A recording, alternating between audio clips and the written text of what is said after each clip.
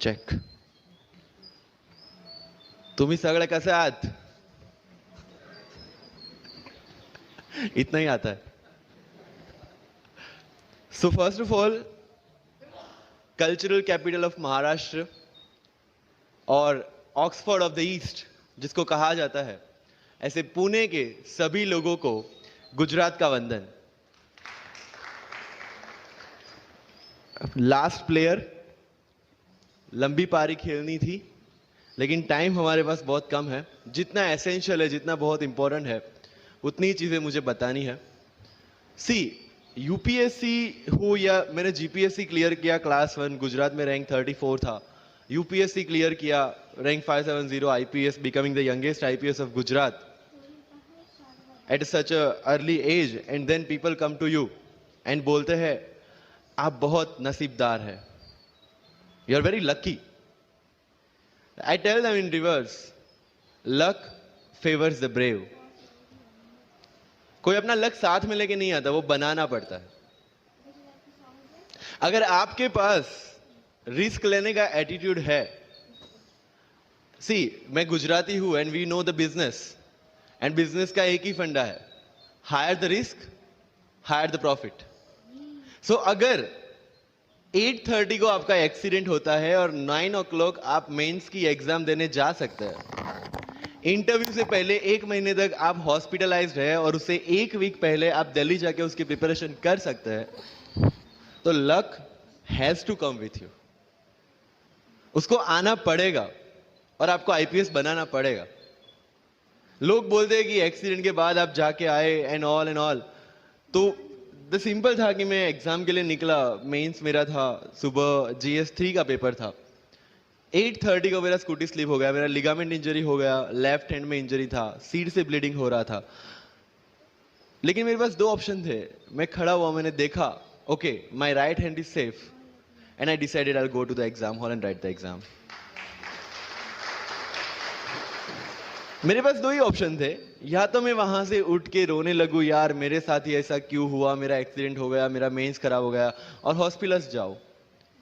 या दूसरा ऑप्शन था कि मैं देखूं कि मैं 3 घंटे और सरवाइव कर सकता हूं. हाँ, कर सकता हूं. मैं मेंस के लिए एग्जाम हॉल में गया. ये जितने भी फोटोग्राफ्स लगे हैं, सर ने जैसे बताया कि जितने भी इंसान सक्सेसफुल हुए, अगर आप उसकी लाइफ स्टोरी देखेंगे तो कहीं ना कहीं एक मोमेंट आता है जहां पे वो इंसान की जो स्ट्रगल है वो पीक पे हो जाते हैं.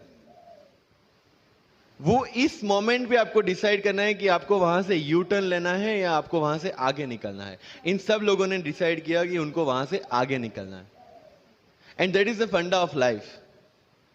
सक्सेस उन्हीं को मिलता है जो इस स्ट्रगल वाले मोमेंट से आगे निकलने की सोचते हैं. जब भी आपको लगे कि आपके सिर पे बहुत मुसीबत है, जब भी आपको लगे कि आप हर तरह से गिर चुके हैं, जब भी आपको लगे कि आपके पास कोई ऑप्शन नहीं है, तब एक चीज आप अपने दिमाग में लाइएगा कि यही मोमेंट है जहां से आपकी तकदीर बदलने वाली है.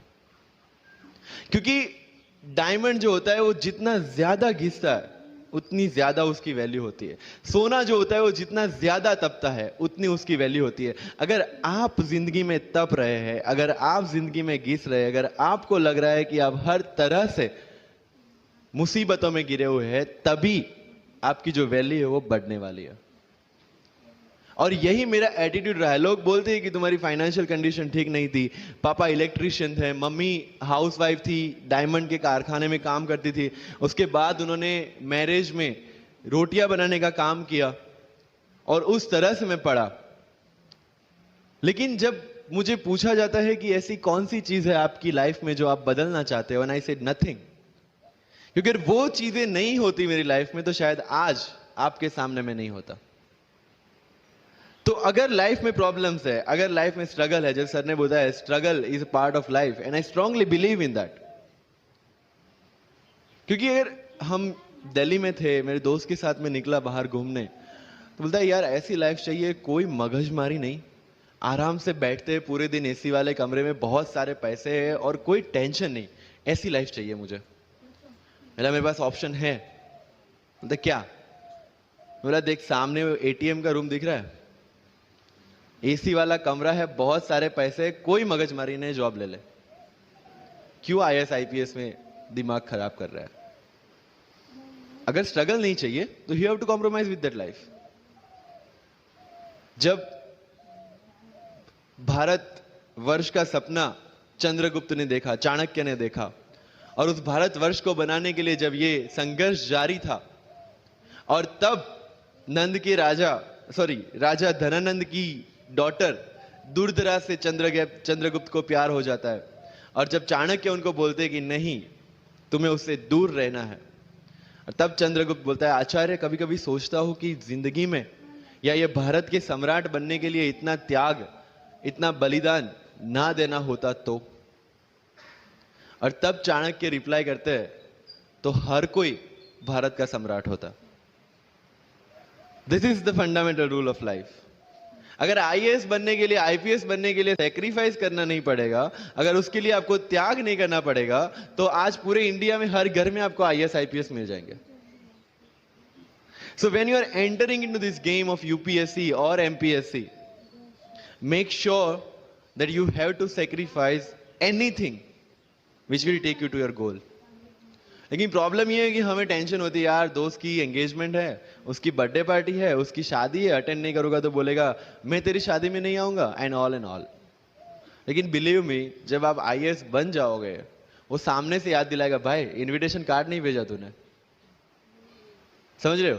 तो जो कुछ भी इसके लिए सेक्रीफाइस कर रहे हो, वो जब आप उस पोस्ट पे पहुंचोगे, सब कुछ वर्थ है, सब कुछ। मेरा इंटरव्यू था यूपीएससी का, मुझे एग्जैक्ट डेट याद है, 23 मार्च को मेरा इंटरव्यू था। 20 फरवरी को मुझे हॉस्पिटल में एडमिट किया गया क्योंकि मुझे इन्फेक्शन हो गया था बॉडी में, एंड बहुत हाई फीवर था, तो आईवी के अलावा कोई ऑप्शन नहीं था।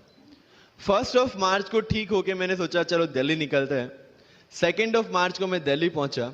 3 मार्च को वापस से टॉन्सिलाइटिस का अटैक होने की वजह से फ्लाइट लेके वापस से पालनपुर, अहमदाबाद, अगेन हॉस्पिटलाइजेशन। 15 मार्च को I got relieved from the hospital. 16 मार्च को मैं दिल्ली पहुंचा, और 23 मार्च को I gave my UPSC interview. तो 1 महीने का हॉस्पिटलाइजेशन।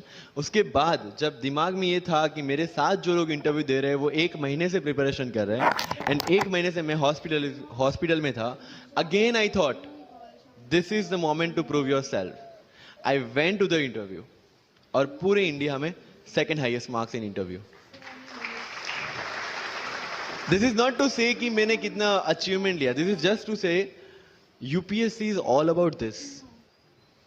मैंने कोई प्रिपरेशन नहीं की थी यूपीएससी के लिए, इंटरव्यू के लिए, but again I scored good marks in interview, because UPSC सिर्फ आपका नॉलेज चेक नहीं करता। Make it very clear in your mind. जैसे सर ने बोला, it's a game of wisdom. आपको पहले ऑफिसर बनना पड़ेगा यहां से। यूपीएससी का काम तो सिर्फ थप्पा लगाना है कि हाँ ये ऑफिसर बन गया। जितने भी आईएएस आईपीएस ऑफिसर्स को आप मिलोगे, you will realise this thing कि ऑफिसर वाली क्वालिटीज इसमें पहले से है। आप जब प्रिपरेशन स्टार्ट करते हैं तभी से समझ लीजिए कि आपकी आईएएस और आईपीएस की ट्रेनिंग भी स्टार्ट हो गई। बिकॉज जो क्वालिटीज आपको चाहिए as an officer, as an IAS, as an IPS, क्या क्वालिटीज चाहिए? फर्स्ट ऑफ ऑल कॉन्फिडेंस, कि जब आप उस सीट पे बैठते हैं, आपके सामने कोई भी क्वेश्चन आएगा, you will be able to handle the issue. ये कॉन्फिडेंस लेके आपको उस सीट पे बैठना है। यही कॉन्फिडेंस चाहिए when you start the preparation. Decision making, अगर हर एक टॉपिक पे आप हर एक कोई को पूछने जाते हैं, भाई इसमें कौन सी बुक पढूं, इसमें क्या पढूं, इसमें क्या करूं, then you are not suitable for this exam. लोग बोलते हैं कि 1 साल में प्रिपरेशन, जैसे मैंने जून 2016 में मैं दिल्ली गया, और जून 2017 में मैं अपियर हुआ, and I clear UPSC and GPSC. People से कि सर 1 साल की मेहनत में आपने एग्जाम क्लियर कर दिया। यस, टेबल और चेयर पे बैठ के करने वाली मेहनत 1 साल की थी, लेकिन उसके पीछे की मेंटल प्रिपरेशन कितनी पुरानी थी। जब मैं प्राइमरी स्कूल में था तब सोचा था कि आईएएस बनना है, और तब से मेरी जो जर्नी है, तब से मेरा जो टेम्परामेंट है, तब से मेरा जो एटीट्यूड है, वो इसी डायरेक्शन में था। जब कॉलेज में था तब मैंने एनजीओ स्टार्ट किया, 3 एनजीओ से मैं जुड़ा था। जब लोग सोशल मीडिया, व्हाट्सएप और फेसबुक पे बिजी थे, मैं वहां स्लम में जाके बच्चों को पढ़ा रहा था। क्यों? क्योंकि मुझे पता था कि फ्यूचर में यही काम करना है, क्यों ना अभी से उसकी ट्रेनिंग ले लो। So I have invested my each and every moment for this goal. Because जो पर्सनालिटी टेस्ट लास्ट में यूपीएससी लेता है, इंटरव्यू नहीं है वो। We consider it as interrogation. Interview को इंट्रोगेशन लेके चलता है, वहां पे पूछताछ होगी नहीं। अगर यूपीएससी के इंटरव्यू में 10 में से 9 क्वेश्चन के आंसर भी आप सॉरी सर और sorry ma'am I don't know कह के देते हैं, उसका कोई इंपैक्ट नहीं पड़ता। इंपैक्ट पड़ता है वो 9 क्वेश्चन न आने का प्रेशर आप कैसे हैंडल करते हैं। आपके पसीने छूट जाते हैं या आप वही टेम्परामेंट के साथ इंटरव्यू कंटिन्यू करते हैं। मार्क्स उस चीज के, मार्क्स है आपकी सोच के। एक ऑफिसर के तौर पे जब आपको आईएएस या आईपीएस की सीट पे बिठाया जाएगा, how will you treat the citizens of this nation? What will be your attitude to each and every person who is going to come and meet you? These things are being tested during UPSC interview. और इस सारी journey में अगर सबसे important कोई चीज है तो that is your learning attitude. और not for UPSC, for life even. Because when I am speaking in front of you in Hindi and English, to be very clear, I belong to rural background of Gujarat. और मेरा study जो हुआ है वो पूरा Gujarati medium में हुआ है, गवर्नमेंट स्कूल में। 12th तक का स्टडी मेरा गवर्नमेंट स्कूल में हुआ है, गुजराती बोर्ड में, गुजराती मीडियम में। And yet I can give my UPSC interview in English in Delhi and score such marks. Where did it come from? कहां से आता है ये? मुझे अभी भी याद है, मेरा college national institute of technology Surat था, जहां पे मेरे साथ जो पढ़ने वाले बच्चे थे वो सारे सीबीएसई आईसीएसई वाले थे। और मैं एज ए एलियन वहां पे पहुंचा था, क्योंकि तब मुझे पता चला कि मैकडी जैसा भी कुछ है और उसमें बर्गर जैसा भी कुछ मिलता है। That was my first exposure to any metro city. एंड जब मैं उनसे इंटरेक्शन करता था और इंग्लिश बोलने की ट्राई करता था, तो जैसे संजू मूवी में इंग्लिश दिखाया गया है गुजरातियों का, जो जीरो को जीरो बोलते हैं, उसी तरह I was also like that. Mother tongue influence आ जाता है, it's very obvious. So I use to speak notes and not notes, और डोर एंड नॉट डोर, और don't and not don't. They use to make fun of me. Safin, it's not don't, it's don't. Okay fine. I had 2 options, इधर I stop speaking English with them और improve on that and go ahead. I decided the second option. When I started my preparation of civil services, जो English medium में करनी थी, वाजीराम में मैंने coaching किया, जहां पे पूरा इंग्लिश मीडियम में था, सारे सब्जेक्ट्स मेरे लिए नए थे। I started from the scratch. I started from the English medium NCERT of standard 5 and 6, Gujarati dictionary, Gujarati to English dictionary, and then I started my preparation. कभी कभी ऐसा होता था कि द हिंदू का पूरा एडिटोरियल पढ़ लिया और उसके बाद आई वाज लाइक कि मैंने क्या पढ़ा। ये होगा, सबके साथ होगा। बट उस जगह अगर आप टिक गए, उस जगह अगर आपने पेशेंस रखा, उस जगह आपने अगर सरवाइव कर दिया, तो इस एग्जाम में भी सरवाइव कर जाओगे। क्योंकि यूपीएससी की जो रेस है उसमें कभी भी कछुआ, कभी भी खरगोश नहीं जीतेगा। इसमें जीतने वाला ऑलवेज कछुआ ही होगा, जो स्लो बट स्टेडी रहेगा। लग जाते हैं 5 साल भी लग जाते हैं, 7 साल भी लग जाते हैं, 9 साल भी लगे हैं लोगों को एग्जाम क्लियर करने के लिए। लेकिन बिलीव में जब रिजल्ट आएगा ना, तो वो सारा सेक्रीफाइस आपको वर्थ लगेगा। आप पढ़िए लोगों के इंटरव्यूज। मैंने क्या किया कॉलेज के 4 साल में, I went through each and every interview of UPSC toppers on YouTube. Ira Singhal से लेकर टीना डाबी मैम तक सबकी इंटरव्यूज मैंने देखे। For what? Just to know कि उन्होंने ऐसी कौन सी गलतियां की थी जिससे इनको इतना टाइम लग गया, और मुझे कौन सी गलतियां रिपीट नहीं करनी है। क्योंकि चाणक्य ने कहा है कि दूसरों के एक्सपीरियंस से जो सीखते हैं ना, वो जल्दी आगे आ जाता है। क्योंकि खुद सब कुछ अनुभव करके सीखने के लिए जिंदगी काफी छोटी है। I did the same. 4 साल में हर एक टॉपर का इंटरव्यू देख लिया, चीजें समझ ली कि ऐसी कौन सी चीजें जो इन सब ने की है, और ऐसी कौन सी चीजें हैं जो गलतियां हैं जो इन्होंने की और जो मुझे रिपीट नहीं करनी है।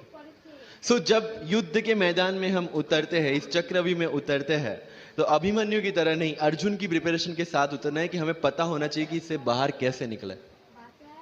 I did the same. College के 4 साल इंटरव्यूज देखे, ब्लॉग्स पढ़े, समझा कि इसमें कॉमन मिनिमम क्या है।